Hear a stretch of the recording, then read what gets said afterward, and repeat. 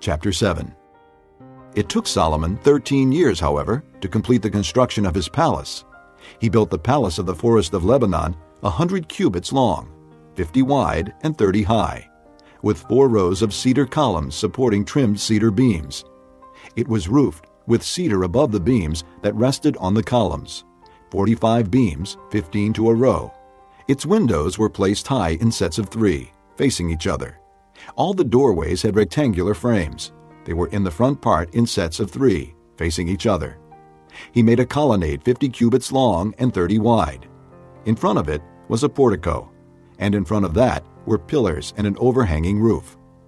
He built the throne hall, the hall of justice, where he was to judge, and he covered it with cedar from floor to ceiling.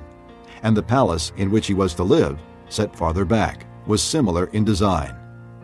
Solomon also made a palace like this hall for Pharaoh's daughter, whom he had married. All these structures, from the outside to the great courtyard and from foundation to eaves, were made of blocks of high-grade stone cut to size and trimmed with a saw on their inner and outer faces. The foundations were laid with large stones of good quality, some measuring 10 cubits and some 8. Above were high-grade stones cut to size and cedar beams. The great courtyard was surrounded by a wall of 3 courses of dressed stone and 1 course of trimmed cedar beams, as was the inner courtyard of the temple of the Lord with its portico. King Solomon sent to Tyre and brought Huram, whose mother was a widow from the tribe of Naphtali, and whose father was a man of Tyre and a craftsman in bronze. Huram was highly skilled and experienced in all kinds of bronze work. He came to King Solomon and did all the work assigned to him. He cast 2 bronze pillars, each 18 cubits high and 12 cubits around by line. He also made 2 capitals of cast bronze to set on the tops of the pillars. Each capital was 5 cubits high. A network of interwoven chains festooned the capitals on top of the pillars, 7 for each capital. He made pomegranates in 2 rows encircling each network to decorate the capitals on top of the pillars. He did the same for each capital. The capitals on top of the pillars in the portico were in the shape of lilies, 4 cubits high. On the capitals of both pillars, above the bowl-shaped part next to the network, were the 200 pomegranates in rows all around. He erected the pillars at the portico of the temple. The pillar to the south he named Jachin, and the one to the north Boaz. The capitals on top were in the shape of lilies, and so the work on the pillars was completed. He made the sea of cast metal, circular in shape, measuring 10 cubits from rim to rim and 5 cubits high. It took a line of 30 cubits to measure around it. Below the rim, gourds encircled it, 10 to a cubit. The gourds were cast in 2 rows in one piece with the sea. The sea stood on 12 bulls, 3 facing north, 3 facing west, 3 facing south, and 3 facing east. The sea rested on top of them, and their hindquarters were toward the center.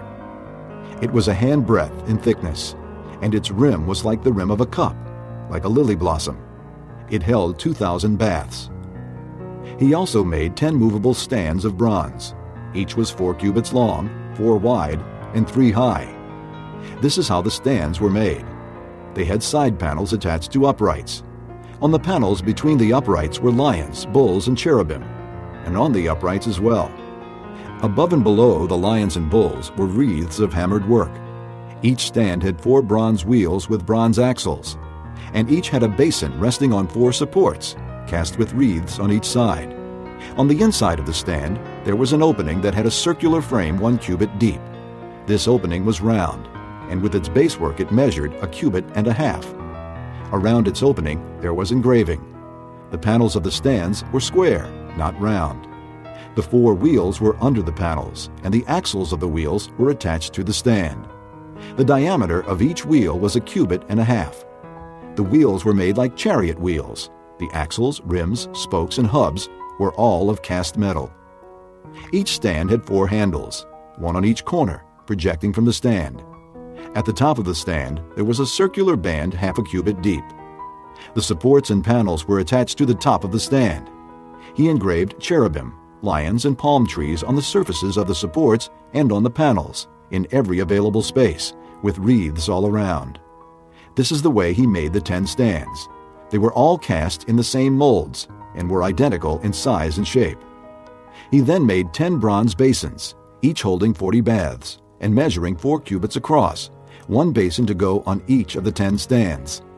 He placed 5 of the stands on the south side of the temple and 5 on the north. He placed the sea on the south side at the southeast corner of the temple. He also made the basins and shovels and sprinkling bowls. So Huram finished all the work he had undertaken for King Solomon in the temple of the Lord.